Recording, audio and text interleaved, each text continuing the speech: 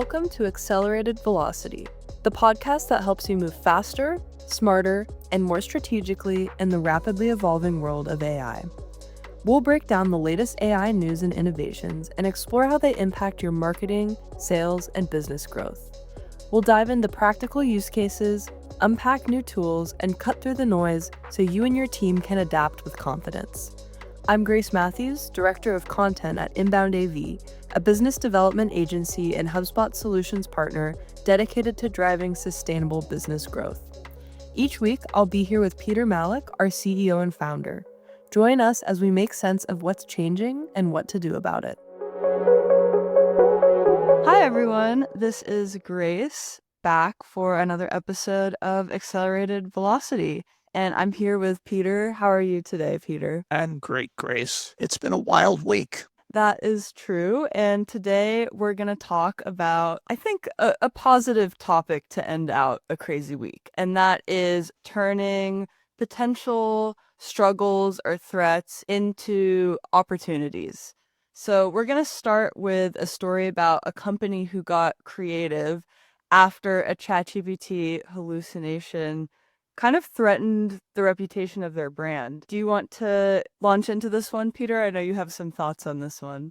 Okay, yeah, I love this story, and I love it because it's something close to my heart. I'm a guitarist. This is about importing ASCII tablature, which is a guitar notation system, into a product that was specifically focused on sheet music. Now, ASCII tablature is something that's totally different, and according to the company that incorporating that into their product was at the bottom, the very bottom of their list, which is understandable in a lot of ways. But what happened was that they kept getting inquiries about this, the ASCII tablature feature isn't working. And they started to do some search, and they started to search about themselves on ChatGPT, and ChatGPT returned the major feature that this company had, which was the ability to import ASCII tablature into the platform, which was absolutely fiction. Absolutely fiction. So they were faced with a dilemma, and they thought about just putting a big disclaimer, we don't do this, but opted for the other route, which was to build it and have it. And so I'm really entertained by the story because ChatGPT, by basically misreporting on the company's features, presented a challenge to the company that ended up in the company incorporating that feature, and it's helped them. I just love that story.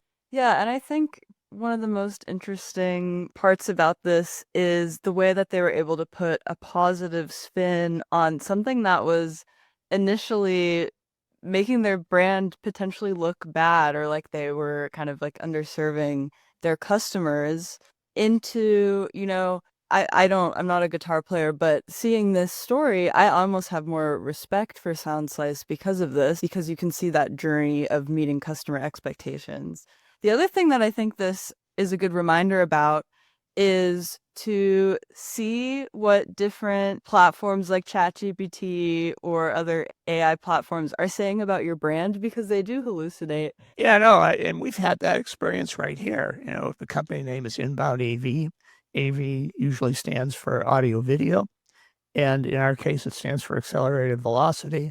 But I've seen LLM results saying that we're audio video integrators, and which couldn't be farther from the truth. We happen to have expertise in that domain, but it's not what we do in any way, shape, or form. And I agree. This is like Soundslice incorporated it and viewed it as an opportunity. And basically we're saying like, yeah, we don't do that, but we're going to do it. And they did it, which, we were discussing. It kind of, in some ways, reminds us of the transformation that Domino's underwent, like, I think over 15 years ago right now. And basically, at the time, their pizza tasted like cardboard. There's little controversy over that fact. And they actually came out and owned it. Hey, our pizza tasted like cardboard, but here's what we're doing, and we want to buy you a pizza. And so I think in that way, they turned the fact that their company was an absolute mess, putting out garbage product into an opportunity that's ended up in growing the company past where they'd been before they went down. Yeah, and similarly, they've become notorious for having pretty fun and funny advertisements and stuff like that. So I think that's a great example, Peter, of like, it doesn't have to be AI related, but in marketing and in brand voice and customer success in general, right? Finding those opportunities to flip the script when that needs to happen, to pivot as a way to kind of stay dynamic and also exceed expectations. Yeah, I totally agree. I think we're going to see a lot more of this as we go on. The experience that Soundslice had. This is a little bit tangential, but I was reading this morning that there's a big problem where a really decent percentage of job applicants are bots. They're deep fakes. And the article was saying it's mostly coming from North Korea at the moment, but I'm sure North Korea is not going to be the only source. So big companies are actually hiring people who are not people, they're bots, and potentially exposing themselves to data threats. And so it's just so many, we've talked about this before, there are so many unexpected unknowns that have come up through this lightning speed development of AI. It just really, it suggests that a lot of caution should be taken at every step. And that actually leads me into our second topic for the day, which is the struggle of AI implementation and how to nail AI implementation correctly. There's widespread support for AI amongst most people in the corporate world right now, but a lot of companies are struggling with implementation and that issue of getting an influx of low quality AI applications, or on the other side, companies using AI to process job applications is a great example of that. How do you implement those tools in the right way where they are actually helping your organization and helping the individuals within your organization? Yeah, I totally agree. It's kind of this weird dynamic is that somebody who's in, for instance, HR, has this brilliant idea. We're going to screen all of our applicants using AI. No matter what you feel about it, and I personally am not a fan of AI screening human beings and messing with their lives because of an algorithm. But nevertheless, it's happening. But at the same time, there's always a flip side to this. So as soon as these things have come out and become, quote, let's quote, useful to companies, that there are actors out there who are trying to exploit them. It's the most natural thing in the world, especially in this internet age that we have lived in for a quarter of a century now, or actually a little bit more. It's incredible. And so for each innovation, there is a way to exploit that innovation. And it's just really a wild and fast, it's the Wild West. It's the gold rush and it's the Wild West. It's wild. So, Peter, I have a question for you. You know, you work in business development, working with companies to improve operations and processes with their tech stack, to distill it into very simple terms. What do you see right now are the most common barriers to that successful AI implementation? What makes the difference between implementing AI tools in a way that can harm an organization versus doing it in a way that actually puts people on the road to success? So I think that the biggest challenge right now is consistency because we've seen stuff we've discussed over the last few podcasts.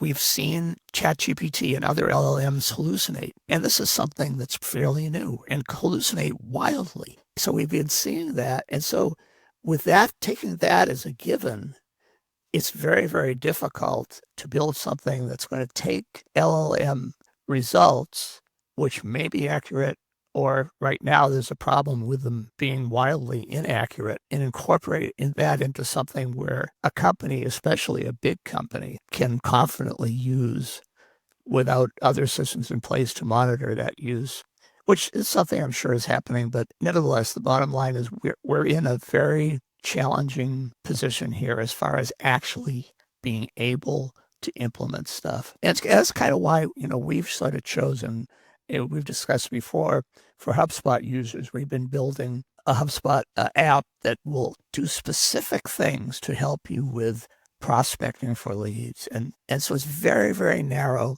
And our results so far have been really positive. And so we're sort of taking the attitude of like, at this point in time, do something simple that's useful where people can rely on the data that's coming out. Yeah, I think it's interesting that you bring that up, Peter, because just in the past month or so, the market is seeing a lot of shifts in different businesses' preferences towards paid subscriptions to certain LLM models versus specific agents versus custom built AI solutions and free tools. So this month actually was the first month since the rise of ChatGPT that there was a slight downturn in ChatGPT paid subscriptions since the paid option has been out. It's a very slight downturn, but some AI experts are suggesting that this could be an indication that people are searching for more free tools or even for more custom built solutions as that becomes more of a reality or more of an option. Yeah, no, I agree with that. And then I think another big factor is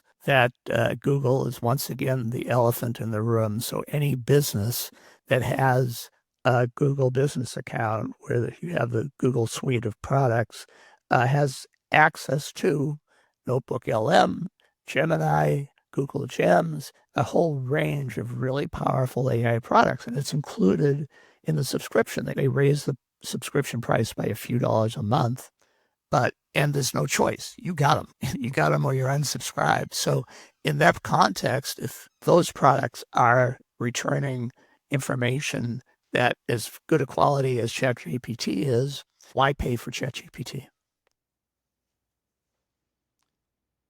Exactly.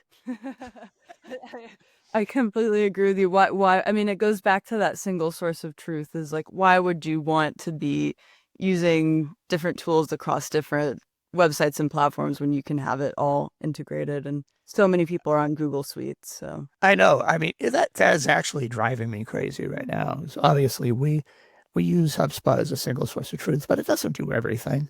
And we use ClickUp for project management. And ClickUp has their own AI they want to sell you. HubSpot has Breeze Intelligence, that there's a cost associated with it, and on and on and on. And so to be having to deal with a half a dozen or a dozen different somewhat useful AIs in order to maximize the use of your tech stack, it's crazy making. So, Peter, I have one more question for you before we leave. When was the last time you had Domino's? Because I know you are a fan of Domino's pizza yourself. God, I hated Domino's. And to be perfectly honest with you, I had never had Domino's since 2009 is when they did their transition. And I had never had Domino's until, I don't know, a year and a half ago. And it's not fantastic pizza, but it's good pizza. It's okay. It's enjoyable. And so, yeah, it took me a while. It took me a while because I had such a bad taste in my mouth. It's like, how could this possibly be good? But yeah, it's definitely been a transformation. Yeah, I don't mind when Domino's is around. If it's, at a party or something, I'm always Yeah, happy. exactly. All right. Well, I think this was a great discussion today, Peter, and we'll be back next week with more news and updates from the AI business development world. Awesome. See you next week. Thanks for listening to Accelerated Velocity. A link to our website, newsletter, and all that other good stuff can be found down in the show notes. If you like what you heard, we'd appreciate a 5-star review, and make sure to subscribe for weekly episodes on the latest in AI for business.